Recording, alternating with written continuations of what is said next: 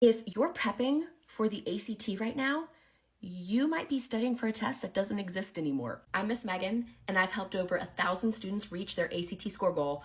Let me help you before you make a huge mistake. So here's a quick look at what's going to be changing in terms of number of questions and timing. Now, for some of y'all, if timing has been your main issue, this is going to be a godsend. For those of you who accuracy is the issue, you're in trouble because now you need to be more perfect to get the same score. Now, here's the thing that's scaring me, and I am discovering that you guys somehow do not know. Starting in September, the science score no longer counts towards your composite score. So, in other words, your composite score will only be made up of English, math, and reading. So, if science is your worst score, congratulations.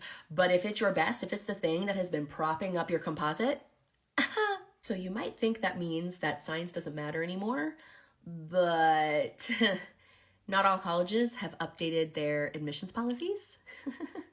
Give me a headache.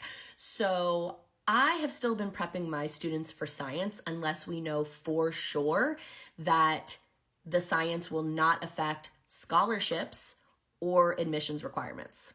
Also, if you're thinking of taking the online version, be very, very careful if reading is a weakness of yours, because the reading test online is presented in a very different format. So the strategies that you use on the paper reading test, you cannot use those on the online test.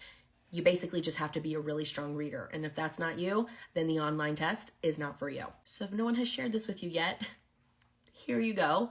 And please make sure that your friends know that their composite will no longer include the science score, because that's kind of an important part of figuring out your applications.